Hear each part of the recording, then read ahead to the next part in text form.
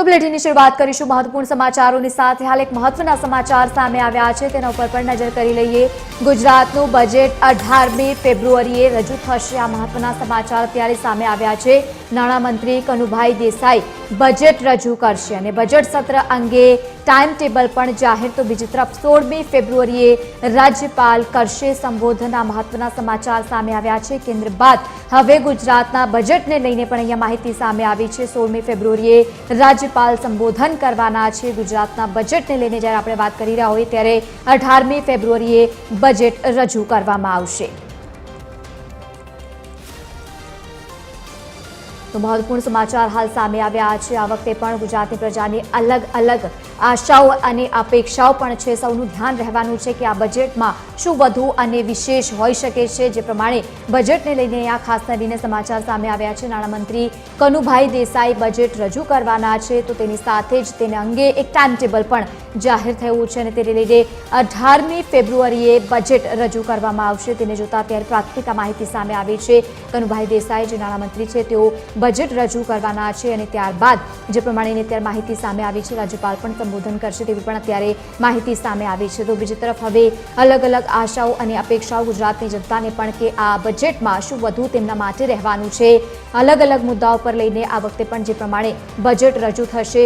જો કે અત્યારે માહિતી જે પ્રમાણે સામે આવી છે, 18મી ફેબ્રુઆરીએ બજેટ ગુજરાતનું રજૂ થશે અને અલગ અલગ તેમાં પણ વસ્તુઓનો ઉમેરાશે। ગુજરાતમાં અલગ અલગ વિકાસને લઈને કે પછી સામાન્ય જનતાને લઈને શું વધુ મહત્વપૂર્ણ રહેવાનું છે તેની નજર અત્યારે ગુજરાતભરના તમામ લોકોની તેના ઉપર રહેવાની છે। આ બજેટને લઈને અત્યાર સુધીના સૌથી મોટા અને મહત્વપૂર્ણ સમાચાર 18મી ફેબ્રુઆરીએ રજૂ થશે બજેટ।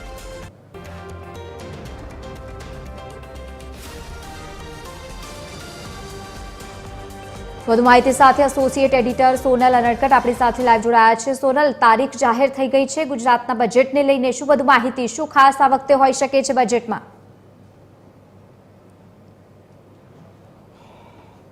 જી, ગુજરાત વિધાનસભાનું સત્ર જે છે તે 16 ફેબ્રુઆરીથી શરૂ થવા જઈ રહ્યું છે અને તે અંતર્ગત મહત્વનું છે કે પ્રથમ દિવસે રાજ્યપાલના સંબોધન અને સાથે સાથે જે દિવંગત નેતાઓ છે તેમને શ્રદ્ધાંજલિ પાઠવી અને શોકદર્શક જે ઠરાવો છે તે પસાર કરવામાં આવે છે અને ત્યારબાદ આ પ્રકારે જે ગૃહની કાર્યવાહીનો પ્રથમ દિવસ છે તે પ્રારંભ થતો હોય છે। ત્યારબાદ બીજા દિવસની જો વાત કરીએ તો સામાન્ય રીતે બીજા દિવસે બજેટ રજૂ થવા જતું હોય છે, પરંતુ આ વખતે 17ના બદલે હવે 18 ફેબ્રુઆરીના રોજ જે આ બજેટ છે તે રજૂ થવા જઈ રહ્યું છે। પ્રથમ દિવસે રાજ્યપાલના સંબોધન અને શોકદર્શક ઠરાવો બાદ બીજા દિવસે સરકારી કામકાજ ચાલુ રહેશે ગૃહમાં અને ત્યારબાદ ત્રીજા દિવસે 18 ફેબ્રુઆરીના રોજ જે વર્ષ 2026-27ના અંદાજપત્રનું જે રજૂ છે તે કરવામાં આવશે, એટલે કે બજેટ જે છે તે રજૂ કરવામાં આવશે। નાણામંત્રી કનુ દેસાઈ જે આ બજેટ છે તે રજૂ કરવા જઈ રહ્યા છે। મહત્વનું છે કે આ વર્ષે જ્યારે સરકાર વિકાસ કાર્યો પર ભાર મૂકી રહી છે અને વિકાસના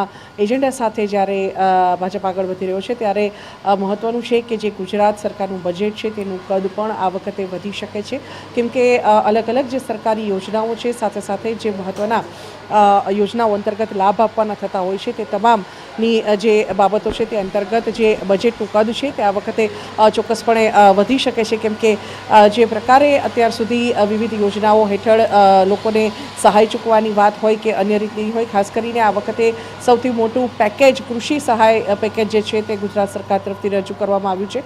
ત્યારે આ પ્રકારે આગામી દિવસોમાં પણ જે વિવિધ વિભાગો છે તેની જે કામગીરી છે તે વધુ વેગવાન બને અને જે બજેટ છે તે પૂરતા પ્રમાણમાં ફાળવી શકાય તે હેતુસર આ વખતે બજેટનું કદ વધી શકે છે। પણ મહત્વનું છે કે આ વખતે વિધાનસભા સત્ર શરૂ થયાના ત્રીજા દિવસે જે બજેટ છે તે રજૂ થશે, એટલે કે 18 ફેબ્રુઆરીએ। જી બિલકુલ, આભાર સમગ્ર માહિતી સાથે જોડાવા બદલ। તો બજેટ જે પ્રમાણે રજૂ થશે તેને પહેલા સંબોધન પણ કરવાના છે રાજ્યપાલ અને ત્યારબાદ તમામ એ દિવંગત નેતાઓને યાદ કરી અને શ્રદ્ધાંજલિ આપ્યા બાદ બજેટની આગળની કામગીરી શરૂ કરાશે।